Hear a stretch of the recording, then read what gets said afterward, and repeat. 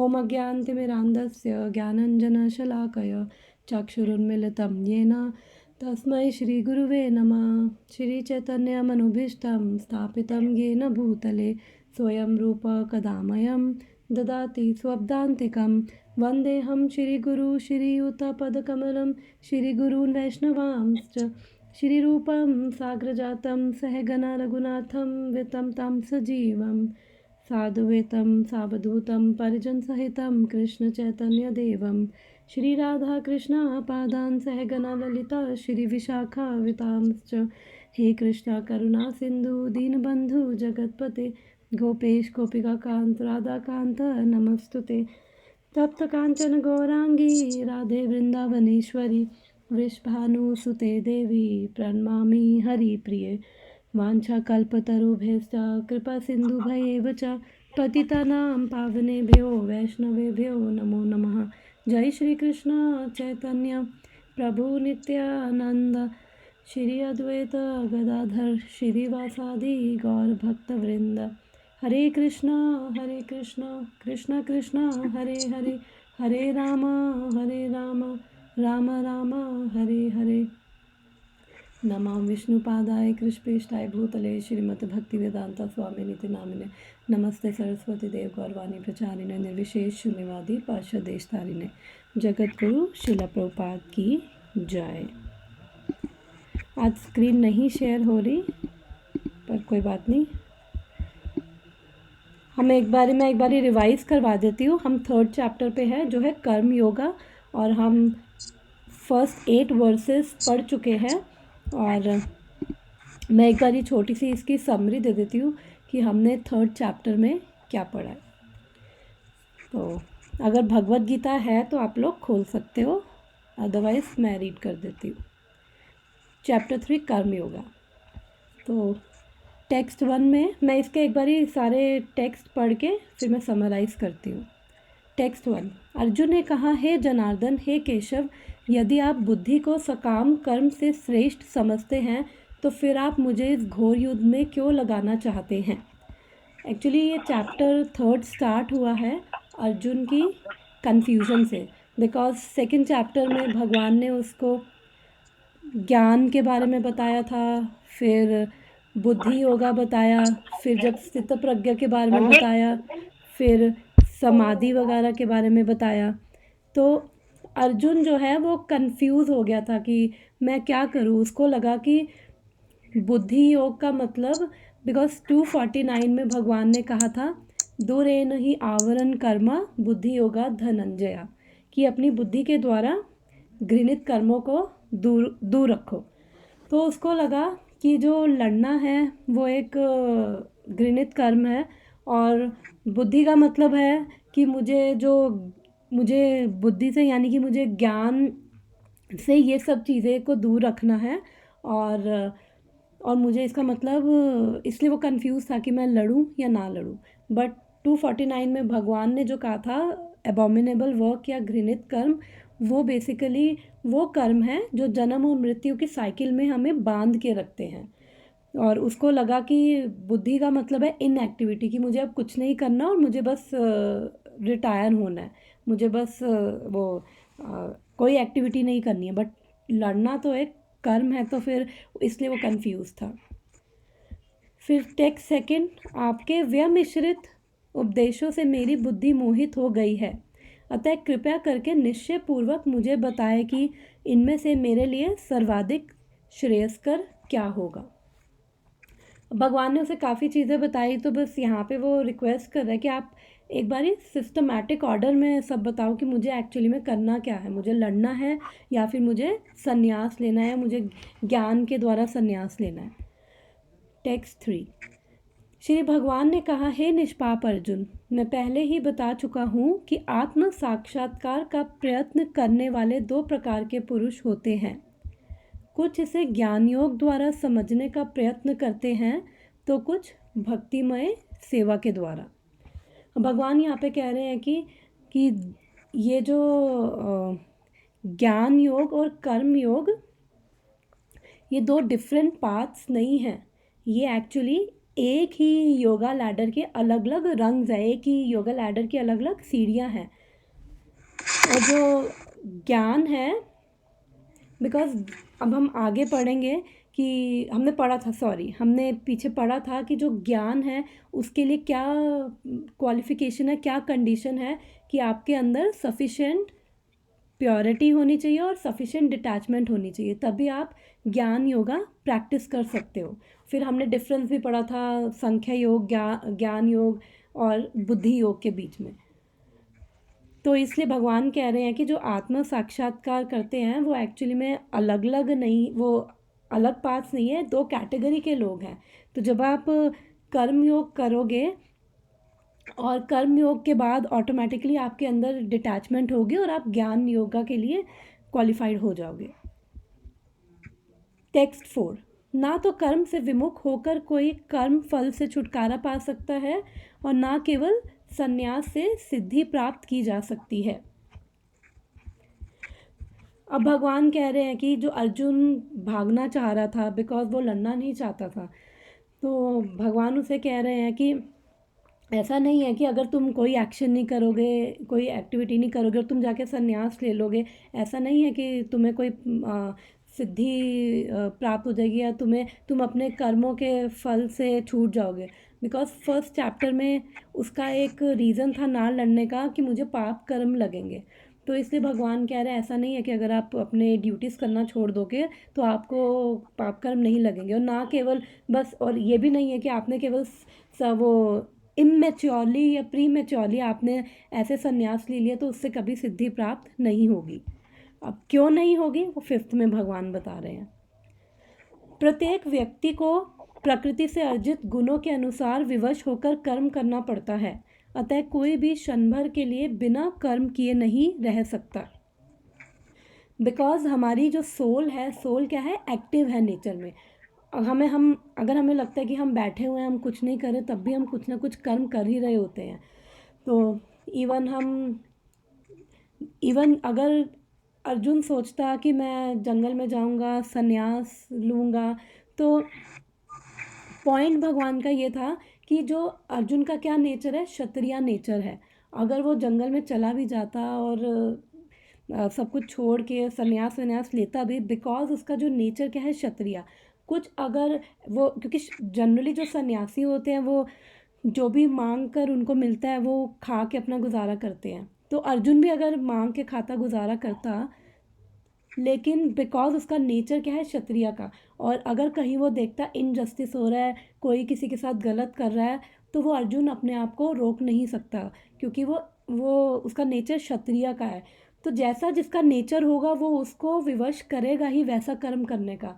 तो अर्जुन अगर संन्यास ले ले और फिर अगर उसके सामने इनजस्टिस हो, कोई किसी को गलत कर रहा हो सकता है कि अर्जुन उसको पीट देता, जबकि सन्यासी को ऐसा नहीं करना चाहिए। तो इसलिए भगवान ने कहा कि जो भी हैं, हमें अपने नेचर के अकॉर्डिंग अपनी ड्यूटीज़ करनी है और ऐसे प्री मेच्योरली अपनी ड्यूटीज़ छोड़ के नहीं भागना।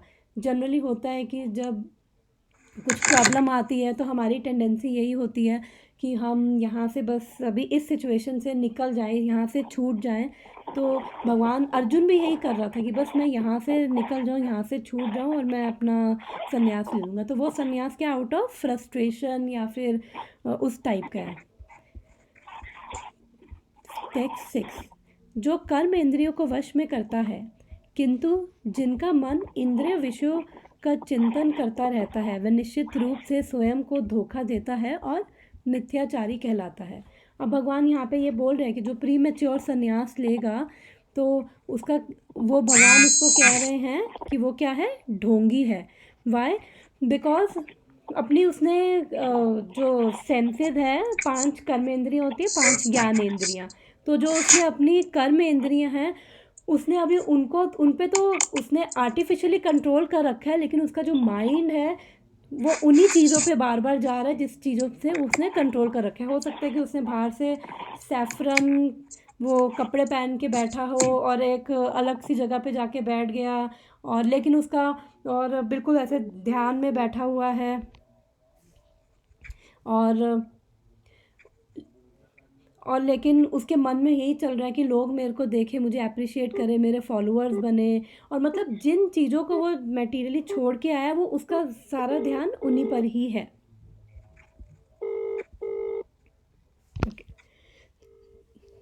टेक्स्ट। तो भगवान ऐसे कह रहे हैं कि जो ऐसे करते हैं वो कौन है, वो है ढोंगी कह रहे हैं, बिकॉज उनका जो अभी माइंड है क्या। एक मेरी आवाज़ क्लियर नहीं आ रही क्या आपको? नहीं, क्लियर है। अच्छा, वो एक्चुअली मैं कॉल पे बात कर रही हूँ, सॉरी। है। अच्छा अच्छा अच्छा अच्छा। ओके, अभी कॉल, एक मिनट माता जी, मैं बात कर रही हूँ कॉल पे। हाँ हाँ जी, उस पे तो आ रही है, गूगल मीट वाले लिंक पे क्लियर आ रही है। आपको में भी इसलिए नहीं आ रही होगी बिकॉज आप कॉल पे हो ना। हाँ बस ठीक है फिर, क्योंकि आज मेरी स्क्रीन भी शेयर नहीं हो पा रही है, कुछ ना गूगल मीट में या पता नहीं क्या प्रॉब्लम हो रही है, तो मेरी स्क्रीन भी शेयर नहीं हो पा रही है आज। हाँ कोई बात नहीं, आप फिर कॉल पे सुन लो। हाँ आप कॉल पे सुन लो, बिकॉज आज मैं अपनी स्क्रीन भी नहीं शेयर कर पा रही हूँ। अच्छा ठीक है, फिर आप ऐसे कॉल पे सुन लो, कोई बात नहीं। Okay okay. सॉरी, मैं कहाँ पे थी? कोई बात नहीं। हाँ, तो भगवान यही बता रहे हैं कि जो ये आर्टिफिशियली तो उसने कंट्रोल किया है, लेकिन उसका मन उन्हीं चीज़ों में है, तो वो क्या है, मिथ्याचारी है, प्रिटेंडर है, ढोंगी है। टेक्स्ट 7। दूसरी ओर यदि कोई निष्ठावान व्यक्ति अपने मन के द्वारा कर्म इंद्रियों को वश में करने का प्रयत्न करता है और बिना किसी आसक्ति के कर्मयोग कृष्ण भावनामृत प्रारंभ करता है, तो वह अति उत्कृष्ट है। तो यहाँ पे भगवान एक्चुअली अटैच सन्यासी, सिक्स्थ में भगवान अटैच सन्यासी के बारे में बता रहे थे कि जिसने प्री मेच्योरली सन्यास ले लिया, बट लेकिन अभी भी वो इन मटेरियल चीज़ों से अटैच है। और सेवन्थ में भगवान बता रहे हैं कि जो गृहस्थ है, डिटैच गृहस्थ है, कि इवन दो वो गृहस्थ है, अपनी ड्यूटीज़ कर रहा है, लेकिन उसके अंदर फिर भी डिटैचमेंट है, क्योंकि वो अपना जो भी है सारा वो वो बिना किसी अटैचमेंट के भगवान को समर्पित करते हुए अपने कर्म कर रहा है। एट्थ, अपना नियत कर्म करो, क्योंकि कर्म ना करने की अपेक्षा कर्म करना श्रेष्ठ है। कर्म के बिना तो शरीर निर्वाह भी नहीं हो सकता। तो एट्थ में भगवान बता रहे हैं कि एनीवेज हम लोगों को, बिकॉज हम यहाँ पे इस मटेरियल वर्ल्ड में हैं और हमारी जो सोल का नेचर है वो एक्टिव है, तो हम एक भी क्षण वेले नहीं बैठ सकते हैं, तो हमें हमें कुछ ना कुछ कर्म करना ही पड़ेगा, बिकॉज हमारी सोल का वो नेचर है, वो एक्टिव है, तो हमें कुछ ना कुछ करना ही पड़ेगा कर्म। इसलिए भगवान कह रहे हैं कि कुछ ना कर्म ना करने की बजाय आप एटलीस्ट जो भी आपकी ड्यूटीज़ है आप वो करो, और अगर आप कर्म नहीं करोगे तो आप अपनी बॉडी को भी मेंटेन एक्चुअली में नहीं कर पाओगे। तो मैं आज का वर्स स्टार्ट कर रही हूँ 3.9। आज का वर्स है 9th वर्स है। यज्ञार्थात् कर्मणोऽन्यत्र लोकोऽयं कर्मबन्धनः तदर्थं कर्म कौन्तेय मुक्ता संगा समाचर। Translation: Work done as a sacrifice for Vishnu has to be performed. Otherwise, work causes bondage in this material world. Therefore, O son of Kunti, perform your prescribed duties for his satisfaction, and in that way you will remain free from bondage. एक बार हिंदी में भी इसका translation मैं पढ़ देती हूँ। श्री विष्णु के लिए यज्ञ रूप में कर्म करना चाहिए, अन्यथा कर्म के द्वारा इस भौतिक जगत में बंधन उत्पन्न होता है। अतः हे कुंती पुत्र, उनकी प्रसन्नता के लिए अपने नियत कर्म करो, इस तरह तुम बंधन से सदा मुक्त रहोगे। अब मैं बिकॉज स्क्रीन नहीं शेयर कर पा रही हूँ, तो मैं ये इसका पर्पट जो है प्रभुपाद का, मैं एक बार रीड कर देती हूँ, फिर हम इस पर डिस्कशन करते हैं। पर्पट। शिला प्रभुपाद की जय, शिला गुरुदेव की जय। हरे कृष्णा। चूंकि मनुष्य को शरीर के निर्वाह के लिए कर्म करना होता है, अतः विशिष्ट सामाजिक स्थिति तथा गुण को ध्यान में रखकर नियत कर्म इस तरह बनाए गए हैं कि उस उद्देश्य की पूर्ति हो सके। यज्ञ का अर्थ है भगवान विष्णु। सारे यज्ञ भगवान विष्णु की प्रसन्नता के लिए हैं। वेदों का आदेश है यज्ञो वे विष्णु। दूसरे शब्दों में, चाहे कोई निर्दिष्ट यज्ञ संपन्न करे या प्रत्यक्ष रूप में भगवान विष्णु की सेवा करे, दोनों से एक ही प्रयोजन सिद्ध होता है। अतः जैसा कि इस श्लोक में संस्तुत किया गया है, कृष्ण भावनामृत यज्ञ ही है। वर्ण आश्रम धर्म का भी उद्देश्य भगवान विष्णु को प्रसन्न करना है। अतः भगवान विष्णु की प्रसन्नता के लिए कर्म करना चाहिए। इस जगत में किए जाने वाला अन्य कोई कर्म बंधन का कारण होगा, क्योंकि अच्छे तथा बुरे कर्मों के फल होते हैं और कोई भी कर्म फल करने वाले को बांध लेता है। अतः कृष्ण विष्णु को प्रसन्न करने के लिए कृष्ण भावना भावित होना होगा, और जब कोई ऐसे कर्म करता है तो वह मुक्त दशा को प्राप्त रहता है। यही महान कर्म कौशल है और प्रारंभ से इस विधि में अत्यंत कुशल मार्गदर्शन की आवश्यकता होती है। अतः भगवत भक्त के निर्देशन में या साक्षात भगवान विष्णु के प्रत्यक्ष आदेश के अंतर्गत, जिसके अधीन अर्जुन को कर्म करने का अवसर मिला था, मनुष्य को परिश्रम पूर्वक कर्म करना चाहिए। इंद्रिय तृप्ति के लिए कुछ भी नहीं किया जाना चाहिए, अपितु हर कार्य कृष्ण की प्रसन्नता के लिए होना चाहिए। इस विधि से न केवल बंधन से बचा जा सकता है, अपितु इससे मनुष्य को क्रमशः भगवान की वह प्रेमा भक्ति प्राप्त हो सकेगी जो भगवत धाम को ले जाने वाली है। हरे कृष्णा। माता जी, आप बताओगे आपको क्या अंडरस्टैंडिंग मिली इस वर्स से? इस वर्ष से कि मतलब मुझे ऐसा लग रहा है कि हमको कर्म करने चाहिए, जो भी हम काम करें उसमें भगवान को पहले रखें। Yes yes, perfect. आपने पूरा एसेंस दे दिया है इस पूरे वर्ड्स का। तो मैं इसको थोड़ा सा डिटेल में एक्सप्लेन कर देती हूँ। तो जो हमारा एक्चुअली थर्ड चैप्टर है वो 5 सेक्शंस में डिवाइडेड है। तो हम अपनी अंडरस्टैंडिंग के लिए ना अलग अलग हर चैप्टर को ना अलग अलग सेक्शंस में डिवाइड किया है। तो 1 और 2 सेक्शन था अर्जुन की फर्स्ट और सेकंड वर्स था फर्स्ट सेक्शन जो था अर्जुन की कन्फ्यूजन, और 3.8 से लेकर 3.3 से 3.8 में भगवान अर्जुन को निष्काम कर्म योगा के बारे में बता रहे हैं। तो ये सेक्शन भी उसी को ही कंटिन्यू कर रहा है। तो अभी हम सेकंड सेक्शन पे हैं और नेक्स्ट टाइम में 9 से 16 थर्ड सेक्शन स्टार्ट होगा। तो ये पूरा 3 से 8 में हमने निष्काम कर्म योगा के बारे में ही पढ़ा है, जो भी पीछे। तो अब यहाँ पे भगवान बता रहे हैं कि कुछ भी अगर कर्म करना है तो हमें उसको बिना किसी अटैचमेंट के करना है। तो अगर जनरली होगा कि अब क्वेश्चन ये आएगा कि अगर हम बिकॉज कोई भी कर्म कर रहे हैं तो हम वो केवल इसलिए करते हैं कि हमें अटैचमेंट होती है कि हमें ये रिज़ल्ट मिलेगा। तो अब क्वेश्चन ये आएगा कि अब फिर अगर हम कोई अटैच नहीं हो रहे तो फिर हम किस पर्पस के लिए वो कर्म करें और किसके लिए वो कर्म करें। और जब हमने पिछले वर्ष में भी पढ़ा था कि हमें कर्म करना है और हमें अपने कर्म इसलिए करना बिकॉज अगर हम कर्म नहीं करेंगे तो अपनी बॉडी को भी मेंटेन नहीं कर पाएंगे।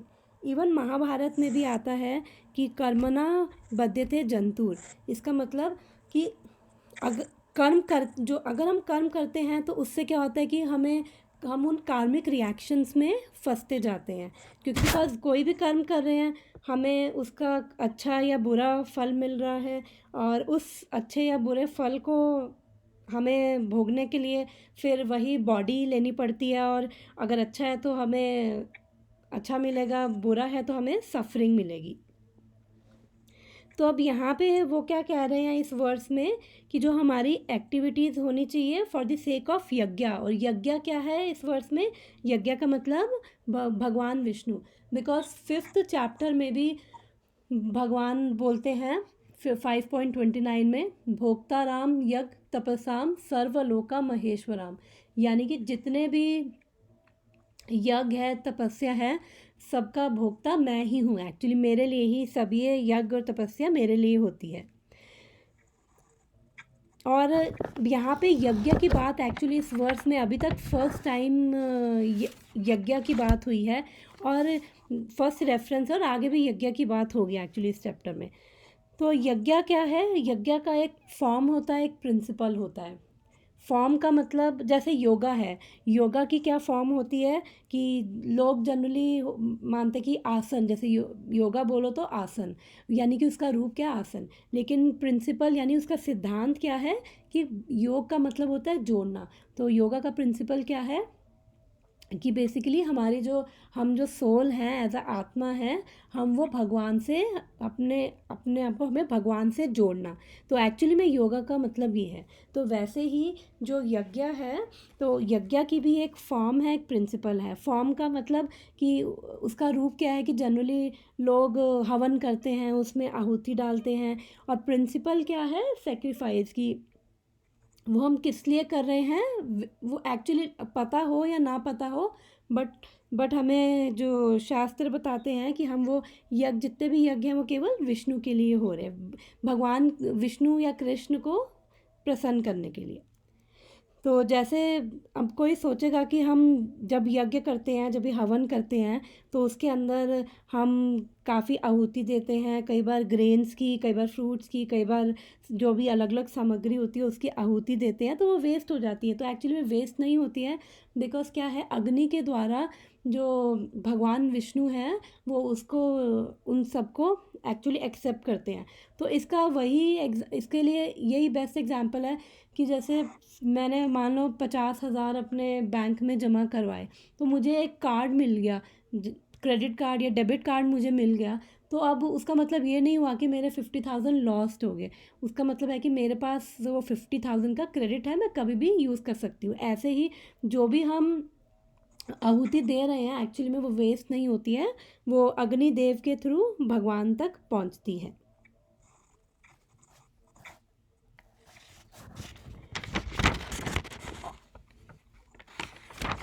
तो यहाँ पे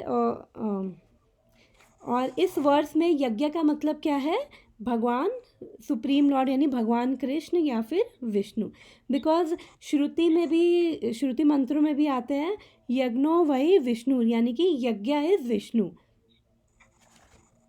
और हमारी जो एक्टिविटीज़ हैं, जो भी हम कर रहे हैं, वो कैसी होनी चाहिए? फॉर द सेक ऑफ यज्ञ, यानी कि भगवान विष्णु के लिए होनी चाहिए। और अगर ऐसी नहीं होंगी तो क्या होगा? नयत्रा नहीं होंगी, नेत्रा मतलब नहीं होंगी, तो उससे क्या होगा? लोकायम कर्मा बंधना। इसका मतलब हमें इस जो भी वर्ल्ड में है, जो भी हम कर्म कर रहे हैं, उनके हमें कार्मिक रिएक्शन लगेंगे। तो जब हम जो भी कर्म करेंगे विष्णु के लिए करेंगे, तो उससे क्या होगा? मुक्ता संगा समाचरा, यानी कि जितने भी वो जो पर्सन है वो फ्री हो जाएगा सारे कर्मों के रिएक्शन से, यानी कार्मिक बॉन्ड से फ्री हो जाएगा।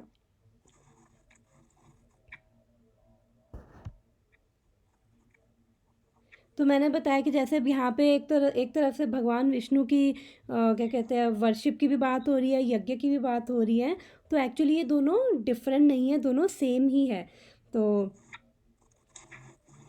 अगर हम यज्ञ कर रहे हैं या फिर जो हमारी प्रिस्क्राइब ड्यूटीज़ हैं, अगर हम भगवान विष्णु के लिए कर रहे हैं, तो वो एक ही बात है एक्चुअली में।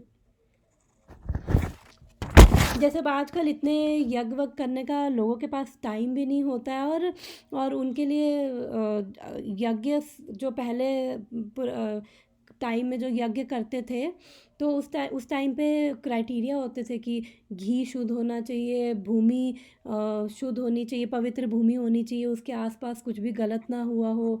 और काफ़ी सारे, और जो ब्राह्मण यज्ञ तभी सफल होते थे जब जो ब्राह्मण है वो क्या कहते हैं, प्रॉपरली और मंत्रों को प्रॉपरली उच्चारण कर रहे हैं, तो तभी यज्ञों का फ़ायदा होता था। बट आजकल कलयुग में ना तो प्रॉपर क्वालिफाइड ब्राह्मण हैं, ना घी शुद्ध है, ना भूमि पवित्र है, तो काफ़ी ऐसे क्राइटेरिया हैं जो फिट नहीं होता है। तो लेकिन और हमें अपना कर्म भी अपने अपने हमें अपना कर्म भी करना है, बिकॉज हमें अपनी बॉडी को मेंटेन करना है। इसलिए इसलिए इसलिए यहाँ पे बोला गया है कि हम जो भी कर रहे हैं वो हम क्या करें, भगवान विष्णु की सेटिस्फैक्शन के लिए करेंगे, तो वो अपने आप में ही यज्ञ है। और वैसे भी इस एज का तो जो चैतन्य महाप्रभु आए थे तो उन्होंने बोला था कि इस एज का क्या क्या इम्पोर्टेंट यज्ञ है, संकीर्तन यज्ञ, यानी कि हरे कृष्णा कृष्णा कृष्णा हरे हरे, हरे राम राम राम हरे हरे। इस एज में हमें कोई यज्ञ करने की ज़रूरत नहीं, केवल ये संकीर्तन यज्ञ यानी कि भगवान का जो नाम का जाप है वो ही सफिशेंट है।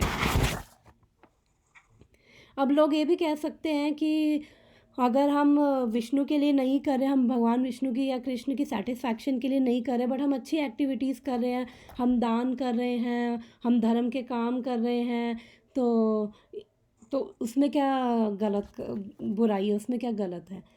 तो एक्चुअली में जो भी एक्टिविटीज़ हैं, अगर अच्छी एक्टिविटीज़ भी हैं, तो उससे क्या है कि जो बुरी एक्टिविटीज़ तो एनीवेज रिकमेंडेड नहीं है, जो भी बुरे कर्म हैं शास्त्रों के विरुद्ध जो भी कर रहे हैं वो रिकमेंडेड नहीं है। लेकिन अच्छे कर्म भी इसलिए रिकमेंडेड, इस वे में रिकमेंडेड, मतलब अच्छे कर्म को करने की एक प्रॉपर कॉन्शियसनेस है। तो अच्छे कर्म से क्या होगा कि हमारे वो पायस क्रेडिट्स इकट्ठे होंगे, और पायस क्रेडिट्स इकट्ठे होंगे तो फिर उसको भी हमें भोगना पड़ेगा, तो उसके लिए भी शरीर लेना पड़ेगा। तो इसलिए अच्छे कर्म भी क्या है, वो भी एक बंधन का ही कारण है, वो भी एक्चुअली हमें इस जन्म और मृत्यु की जो साइकिल है हमें उसमें बांध रहे हैं। तो इसलिए मेन पॉइंट ये है कि जो भी कर्म कर रहे हैं वो हमें एक्चुअली में अपने आप को सेंटर में रख के नहीं करना, बिकॉज अगर हम दान धर्म और ये सब, ये यज्ञ तपस्या भी अगर हम जो ये सब कर रहे हैं, जो उसमें भी एक्चुअली में कहीं ना कहीं हमारा अपना सेल्फिश मोटिव होता है। वो भी इसलिए लोग करते हैं कि हमें स्वर्ग जाएंगे, हम हेवन जाएंगे, हमें वो अच्छे वो फल मिलेंगे, तो उसके अंदर भी हमारा सेल्फिश मोटिव होता है। वो उस मोटिव की वजह से ही अब मतलब एक्चुअली हम ही सेंटर में होते हैं जो भी ये कर रहे हैं। और इवन 16th चैप्टर तो बता रहा है कि कौन सा है, मोड्स ऑफ नहीं, आई थिंक 17 चैप्टर है, वो ये बता रहा है कि ये यज्ञ दान और ये सब भी सतोगुण रजोगुण तमोगुणी ये भी इन सब में आते हैं। तो अगर कोई भगवान के लिए नहीं कर रहा तो फिर ये भी इन 3 गुणों के अंडर है कि ही कर रहे हैं। तो उसमें भी वो क्या है कि वो भी बिकॉज हम अपनी सेल्फिश डिज़ायर की वजह से कि हमें एक्चुअली में अच्छा मिले, हमें सेटिस्फैक्शन मिले, इसलिए हम दूसरों को भी, इसलिए हम दान दे रहे हैं, इसलिए हम धर्म के काम कर रहे हैं। तो लेकिन वो भी हमें डेफिनेटली हमें अच्छे फल मिलेंगे, लेकिन वो अच्छे फल भी हमारे लिए कार्मिक रिएक्शन होंगे। तो अब पॉइंट आता है कि एक्चुअली में हमें कर्म ऐसे करने हैं कि हम इस अपनी वर्ल्डली ड्यूटीज़ को करते हुए, इस संसार के कर्म को करते हुए हम कैसे इस संसार से फ्री हो जाए, तो हमें ऐसे कर्म करने हैं। जैसे अब हम कुकिंग करते हैं तो हम भगवान को भोग लगा के खाते हैं, तो वो क्या होता है, प्रसाद बन जाता है, और वो क्या है, कर्मा फ्री है, उसका हमें कोई रिएक्शन नहीं मिल रहा है। अदरवाइज़ हम जो भी खा रहे हैं, आगे भगवान बताएंगे कि जो भोग लगा के नहीं खा रहे वो केवल पाप ही खा रहे हैं, इवन दो वेजिटेरियन हैं तब भी, बिकॉज उसका हमें, क्योंकि जब हम खाना भी बनाते हैं, एक सेकेंड,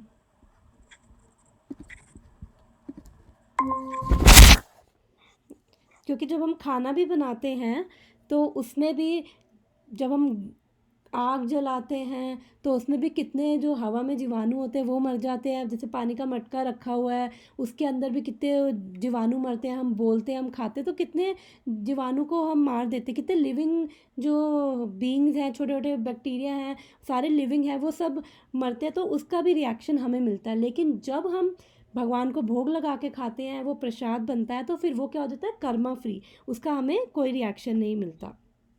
और ये ब्यूटी है कृष्णा कॉन्शियसनेस की, कि अगर हम कुछ भी, हम कहने को तो हम खुद खा रहे हैं, हम भगवान को ऑफ़र कर रहे हैं, और फिर जब वो प्रसाद बन जाता है, वो हम खाते हैं, तो उससे एक्चुअली में सेटिस्फैक्शन हमें ही मिलती है।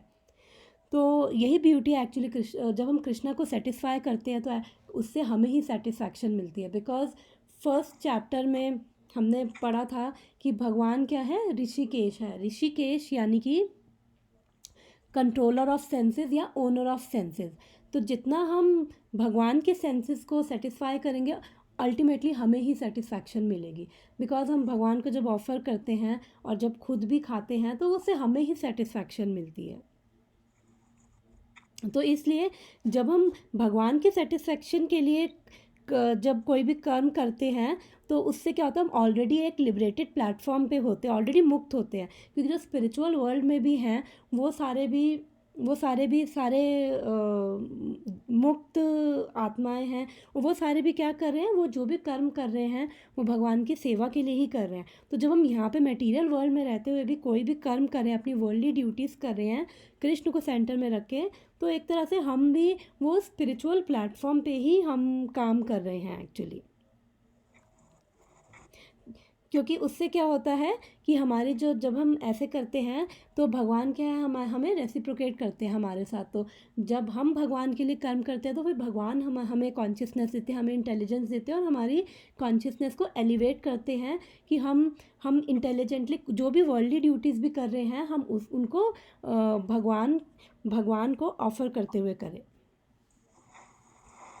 अब वो कैसे करें, बिकॉज हमें पढ़ते हैं कि हमें भगवान को सेंटर में रख के चीज़ें करनी है। अब कैसे करें, तो हम यहाँ पे प्रभुपाद लिखते हैं कि हमें कैसे करना है, under the guidance of spiritual master. जैसे अगर हमें किसी को पीएचडी करनी है, तो उसी टीचर के अंडर रहना पड़ेगा जो ऑलरेडी पीएचडी का प्रोफेसर है।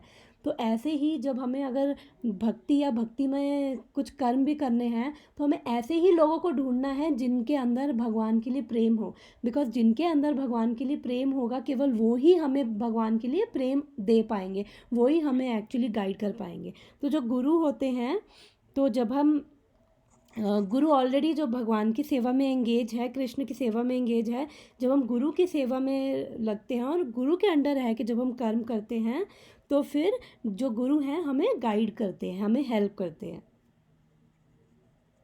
और फिर इस वर्ष में एक्चुअली कहने का एसेंस क्या, पॉइंट क्या है, जो भी हम कर्म करें, हम भगवान के उसको समर्पित करते हुए करें, भगवान को सेंटर में रखते हुए करें। अदरवाइज़ हर कर्म जो है हमें इस मटेरियल वर्ल्ड में बांध देगा, चाहे वो अच्छा हो चाहे वो बुरा हो, और जिसकी वजह से हमें इस जन्म और मृत्यु की साइकिल में बार बार आना पड़ेगा। और उसकी वजह से हमें 7 तरह के जो भौतिक ताप हैं, 3 तरह के, आदि दैविक, आदि भौतिक, आध्यात्मिक, यानी कि miseries caused by our own mind and body. और आध्यात्मिक होता है miseries caused by our own mind and body, जो हमारे द्वारा है। और आदि भौतिक यानी कि जो दूसरों के द्वारा हमें कष्ट दिए जा रहे हैं। और आदि दैविक जैसे नेचुरल डिज़ास्टर्स हो गए। तो ये कोई कहीं भी है इस मटेरियल वर्ल्ड में, किसी भी कंट्री में, ये 3 तरह के भौतिक ताप उस पर एक्ट करते ही करते हैं। ऐसा होता है कि कभी कभी दूसरों की वजह से हमें कष्ट मिलता है, और कभी कभी जब दूसरे नहीं भी कष्ट दे रहे होते, तो कभी कभी हमारा माइंड ही में भी इतनी बड़ी चीज़ नहीं हो, वो इतना डर के बैठ जाता है, और फिर वो उसको एक राई के दाने को एक पहाड़ बना देता है। तो वो हमारे मन के द्वारा दी गई मिजरीज़ है। तो जब हम इस मटेरियल वर्ल्ड में होंगे, तो हमें ये 3 भौतिक ताप तो फेस करने ही पड़ेंगे, बिकॉज ये नेचर है इस मटेरियल वर्ल्ड का, कि यहाँ पे ये इसको 8th चैप्टर में बोला गया है, दुखालय और शाश्वतम, यानी कि अशाश्वतम यानी टेम्परेरी, दुखालय यानी कि यहाँ पे जैसे विद्यालय होता है, विद्या का घर, और वैसे ही दुखालय हो गया यानी दुख का हर। यहाँ पे नेचर है इस मटेरियल वर्ल्ड का, यहाँ पे पद पद पे मिजरीज रहेंगी ही। तो हमें क्या करना है, हमें बिकॉज जब हम अपने लिए कुछ करते हैं, बिकॉज अभी हमारा जब हम इस मटेरियल वर्ल्ड में आते हैं, इवन तो हमारी जो सोल है, वो कॉन्शियसनेस है हमारी, वो प्योर है। जैसे भगवान क्या है, सत चित आनंद। सत यानी एटर्नल, चित यानी नॉलेजेबल, आनंदमय है। वैसे ही हमारी जो हम बिकॉज हम भगवान के अंश हैं, तो हम भी क्या हैं, सत चित और आनंदमय ही हैं हम। लेकिन जब हम इस मटेरियल वर्ल्ड में आते हैं, तो हम 3 गुणों के अंडर, सतोगुण, रजोगुण, तमोगुण, उनके अंडर आकर फिर हम कंटामिनेट हमारी कॉन्शियसनेस कंटामिनेट हो जाती है, और फिर हम जिस गुण में हैं जैसे, या फिर हमारा उस हिसाब से एक पर्टिकुलर नेचर बन जाता है, हमारे पिछले जन्मों के संस्कार, और हमारा कौन सा गुण हमें डोमिनेट कर रहा है, तो वो क्या है, हमारे पैटर्न्स बना देता है, हमारे कुछ वो हमारा नेचर एक तरह से कह लो, हमारे वो पैटर्न्स बना देता है, और हम बाय डिफ़ॉल्ट फिर वैसे ही, हम जो भी कर्म करते हैं ना, बाय डिफ़ॉल्ट वैसे ही हम कर्म करते हैं। और जब हम वैसे कर्म करते हैं, तो उसमें क्या होता है, हम अपनी माइंड, और हम अपने माइंड के हिसाब से कर्म करते हैं, और मन को नहीं पता कि क्या सही है क्या गलत है। जब हम अपने मन के हिसाब से कर्म करते हैं, तो फिर हम अपने लोअर नेचर से एक्ट करते हैं, यानी कि लस्ट, एंगर, सेल्फिशनेस, ग्रीड, हम केवल इन्हीं चीज़ों में ऑपरेट करते हैं। तो कभी हम दूसरों को भी फिर इक्वल विजन से नहीं देख पाते, फिर हमें कोई कुछ कह दे तो हमें वो प्रॉब्लम होती है, या तो हम अपने आप को ब्लेम करेंगे, दूसरों को ब्लेम करेंगे, तो हमारा माइंड का वही सब चलता रहता है। लेकिन जब हम भगवान को सेंटर में रखते हैं, तो तब हम एक्चुअली समझ पाते हैं कि, तब हम समझते हैं कि जो भगवान क्या है, एक्चुअली भगवान ही प्रॉपराइटर और भगवान ही कंट्रोलर है। यानी कि जो भगवान हर चीज़ का सोर्स है, और हर चीज़ भगवान, जो भी हम मटेरियल वर्ल्ड में चीज़ें हैं, वो केवल भगवान कहते हैं कि I am the source of all imaginations. Bhagavad Gita में भगवान कहते हैं कि मैं ही बीज देने वाला पिता हूँ। तो भगवान बता रहे हैं कि मेरे द्वारा ही सब कुछ, जो भी सब है, जो भी मूविंग नॉन मूविंग, सब मेरी वजह से ही है। अगर हम देखें कि अगर जैसे हम लोगों को काफ़ी घमंड भी होगा कि इतने बड़े साइंस ने वो एडवांसमेंट कर ली, टेक्नोलॉजी एडवांस होगी, लेकिन देखा जाए तो उससे लाइफ केवल कॉम्प्लिकेटेड ही हुई है। तो हम अपने मन से एक्ट करते हैं, फिर हम नेचर को भी एक्सप्लॉइट करते हैं, और फिर वही कार्मिक रिएक्शंस में फंसते जाते हैं। हमें समझ ही नहीं आता क्या करना है, छोटे छोटे डिसीजंस लेना भी मुश्किल हो जाता है, इतनी इंटेलिजेंस ही नहीं होती है। और जब कोई सिचुएशन थोड़ी सी ऊपर नीचे हुई, बस दिमाग अपना बैलेंस खो देता है, और वो एकदम या तो डिप्रेशन में हो जाते हैं, और जब थोड़ा सा ठीक हुआ एकदम खुश। तो लेकिन जब हम भगवान को सेंटर में रखते हैं, और भगवान हमें कुछ नहीं करना, हमें एक्टिविटीज़ नहीं बदलनी, हमें केवल भगवान को सेंटर में रखें, अपनी केवल कॉन्शियसनेस बदलनी है, हमें अपनी एक्टिविटीज़ नहीं बदलनी। तो अर्जुन जो था, अर्जुन क्षत्रिय था, तो भगवान ने उसे बोला कि तुझे अपनी एक्टिविटीज़ नहीं बदलनी, तू क्षत्रिय है तो तेरा काम है लड़ना, तो तू अपनी ड्यूटी कर। ऐसे ही हम जो भी हमारी ड्यूटीज़ हैं, हमें घर संभालना है, ऑफिस जाना है, वो सब ड्यूटीज़ करनी है, लेकिन सेंटर में कृष्ण को रख के करना है। हमें अवेयर रहना है कि जो भी ये सब कुछ मिल रहा है, कृष्ण कृपा से मिल रहा है, जो भी हम कर रहे हैं कृष्ण कृपा से ही कर पा रहे हैं। तो जब हम ऐसे कर्म करेंगे, तो उससे क्या है कि हमें सेवा भाव भी आएगा, और हमें बिकॉज रिजल्ट कर्मों का, हमने 247 में कर्मण्यवाधिकारस्ते वाले श्लोक में पढ़ा था कि रिजल्ट हमारे हाथ में नहीं है, लेकिन उसके बावजूद भी हमें अपनी ड्यूटीज़ नहीं छोड़नी, हमें अपने कर्म करने हैं। उस वर्ड्स में हमने बड़े डिटेल में डिस्कशन किया था सब कुछ। रिज़ल्ट 5 फैक्टर्स पे डिपेंडेंट होता है, और खाली हम सोल फैक्टर नहीं है वो जो भी हम कर्म कर रहे हैं उसके रिज़ल्ट के लिए। तो जब हम भगवान को सेंटर में रख के कर्म करते हैं, उससे क्या होता है कि हम में जो अच्छी क्वालिटीज़ डेवलप होती है, हम हर कर्म को एज अ सेवा के रूप में कर पाते हैं। बिकॉज हमें पता है, हम अवेयर रहते हैं कि जो भी ये कर्म कर रहा हूँ मैं, चाहे मेरे को अगर ऑफिस में भी कुछ क्रेडिट मिल रहा है कि लोग तारीफ़ कर रहे हैं, तो मुझे पता है कि ये भगवान की कृपा से ही हो रहा है ऐसा। और अगर कुछ नहीं भी ढंग का चल रहा, तो भी हम एक्चुअली उससे डिस्टर्ब नहीं होते। बिकॉज फिर रिज़ल्ट जो है हमने भगवान को दे दी, ठीक है तुम्हारी मर्ज़ी, अच्छा तो अच्छा, बुरा तो ठीक है, वो भी फिर तुम्हारी ही इच्छा होगी। उसमें भी मेरे लिए, उस बुरे में भी मेरे लिए कोई लर्निंग होगी, तभी वो सिचुएशन ऐसी है, मुझे बुरी लग रही है, इसलिए वो सिचुएशन ऐसी बनी है कि एटलीस्ट मेरी प्यूरिफिकेशन हो। हम इसके बारे में बहुत बात पहले भी कर चुके हैं, इसलिए डिटेल में नहीं जा रही। तो जब हम कोई भी कर्म भगवान को सेंटर में रख के करते हैं, तो फिर हम अपने हायर नेचर से एक्ट करते हैं। यानी कि हम फिर इक्विपॉइस रहते हैं, हम डिस्टर्ब नहीं होते हैं, और हम समझ पाते हैं अगर अच्छा भी हो रहा है, हम एक्चुअली तब बैलेंस रहते हैं। और रिज़ल्ट फिर जैसा भी आ रहा है, उसमें भी हम भगवान की कृपा ही देख रहे हैं। अगर ठीक नहीं है तो उसमें भी भगवान की कृपा ही देख रहे हैं, तो फिर हम डिस्टर्ब नहीं हो रहे हैं। हम समझ रहे हैं कि ठीक है, भगवान के हाथ में अगर अच्छा है तो अच्छा, नहीं तो ठीक है। तो उससे क्या होता है कि हमें रिज़ल्ट से अटैचमेंट भी नहीं होती है, और रिज़ल्ट जैसा भी है, और वो हम उसको अपनी वर्ल्डली ड्यूटीज़ को इंटेलिजेंटली कर पाते हैं, और उससे भगवान की कृपा भी होती है।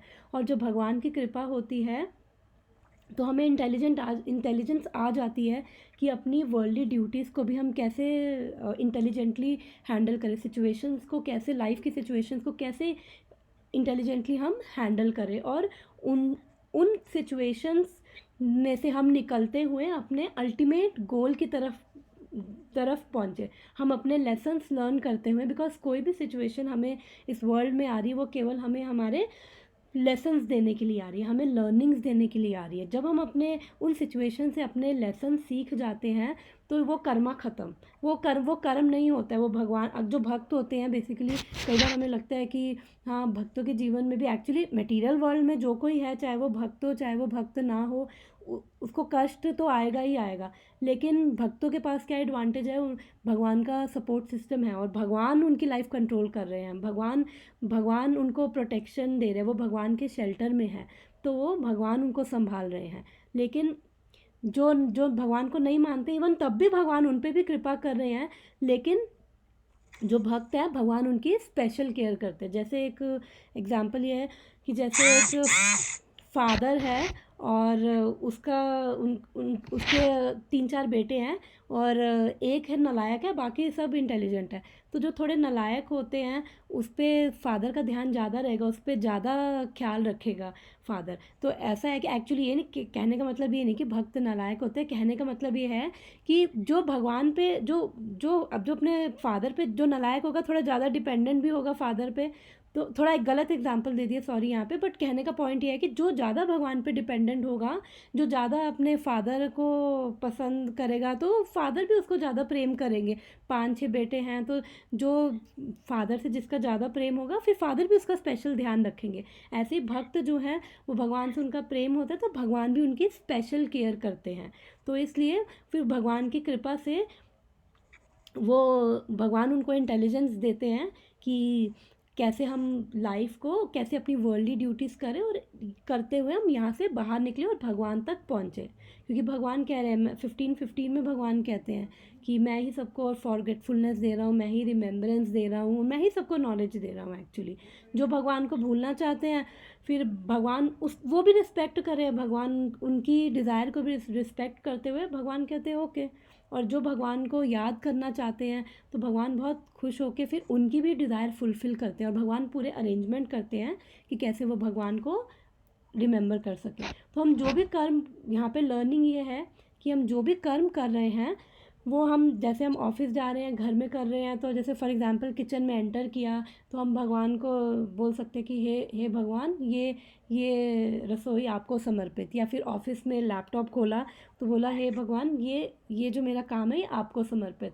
थोड़ी थोड़ी ऐसी हमारी कॉन्शियसनेस रहेगी, तो धीरे धीरे वो अवेयरनेस रहेगी कि नहीं, मुझे भगवान के लिए कर्म करना है।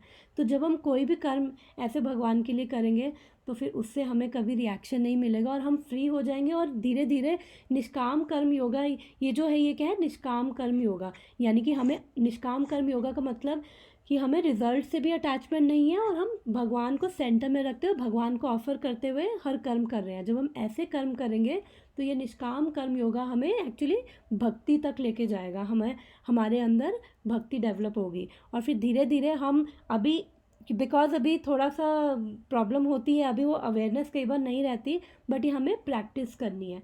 जैसे हम धीरे धीरे इसको प्रैक्टिस करेंगे, अपने आप ऑटोमेटिकली वो हमारी कॉन्शियसनेस में चीज़ें बैठेंगी और जो हमारे ये मटेरियल इम्प्रेशंस हैं वो रिप्लेस हो जाएंगे कृष्णा कॉन्शियस इम्प्रेशन से। तो जितने हमारे मटेरियल इम्प्रेशंस जो हैं, हमारे संस्कार रिप्लेस होते जाएंगे कृष्णा कॉन्शियसनेस इम्प्रेशन से, उतना ही हम लोगों के अंदर भगवान के लिए प्रेम भी फिर जागृत होता रहेगा। फिर ऑटोमेटिकली अभी हमें थोड़ा एफर्ट करना पड़ा, फिर जब वो प्रेम के लेवल पे पहुंचेंगे तो फिर हमें कुछ एफर्ट नहीं करना पड़ेगा, ऑटोमेटिकली वो सब भगवान से कनेक्शन होगा और सारी हमारे कर्म भी हैं वो सारे भक्तिमय ही हो जाएंगे एक्चुअली। तो इस वर्स के अंदर तो इतना ही था कि हमें अपनी केवल कॉन्शियसनेस चेंज करनी है, हमें अपनी एक्टिविटीज़ नहीं बदलनी है। बिकॉज वर्ण आश्रम का भी यही पर्पस है कि जो भी हम एक्टिविटीज़ कर रहे हैं वो हम भगवान की प्रसन्नता के लिए करें। तो इसलिए जब हम ऐसे करेंगे तो हमें रिएक्शन नहीं मिलेंगे। और यहाँ पे साफ इस वर्स में बोला है कि काम कैसे करना है, work should be done as a sacrifice to Vishnu. तो यहाँ पे साफ वो आ गया कि हमें कर्म कैसे करने हैं, वो हमें विष्णु या कृष्ण की सेटिस्फैक्शन के लिए ही करने हैं। बिकॉज जब हम उनको सेटिस्फाई करेंगे तो ऑटोमेटिकली हमें बहुत सेटिस्फैक्शन फील होती जाएगी, जो मैंने एग्जांपल दिया था प्रसाद वाला। इससे क्या होगा, हम कर्मा फ्री हो जाएंगे और हमें वापस इस जन्म और मृत्यु की साइकिल से भी कर्म करते हुए इस जन्म और मृत्यु की साइकिल से फ्री हो जाएंगे। फिर हम नेक्स्ट वर्स में पढ़ेंगे, अब आज नहीं पढ़ेंगे। और मैं योगा लैडर भी बताना था, बट बिकॉज कुछ प्रॉब्लम है मीट में, स्क्रीन नहीं शेयर कर पा रही हूँ, तो मैं हम नेक्स्ट वर्स में योगा लैडर क्या है डिटेल में डिस्कस करेंगे कि वो। और उसके बाद अब भगवान नेक्स्ट में बताएंगे कि अभी ये निष्काम कर्म बताया, लेकिन अब कुछ ऐसे भी लोग हैं जो मटेरियली बहुत अटैच हैं, अब वो लोग क्या करें। अब वो एकदम सीधा कृष्ण को समर्पित करते हुए हर कर्म करने वाली उनकी कॉन्शियसनेस या उनका अभी उनकी वो प्लेटफॉर्म पे नहीं है वो, तो फिर उसके लिए भी बताएंगे भगवान कि डोंट वरी, अगर इस लेवल पे नहीं हो तो कोई बात नहीं, हम लोअस्ट रंग से योगा लैडर से हम स्टार्ट करें। तो फिर नेक्स्ट वीक हम मिलेंगे और फिर मैं अपनी प्रेजेंटेशन शेयर करूँगी, तो हम उसको बहुत डिटेल में डिस्कशन करेंगे। कर्म कांडा, कर्म योग, सकाम कर्म, निष्काम कर्म, ज्ञान योग, वो पूरी योगा लैडर हम डिस्कस करेंगे। और उसके बाद फिर नेक्स्ट सेक्शन जो है वर्स नंबर 10 to 16, फिर हम नेक्स्ट सेक्शन पे जाएंगे। अब हमारा थर्ड सेक्शन हम नेक्स्ट वीक स्टार्ट करेंगे। तो थैंक यू सो मच। आज पता नहीं गूगल मीट ज्वाइन भी नहीं हो पा रहा था और बाकी जो भी प्रॉब्लम रही, लेकिन स्टिल अगर किसी का कोई क्वेश्चन है तो पूछ सकते हैं, अदरवाइज़ हम नेक्स्ट वीक मिलेंगे। Thank you Neha.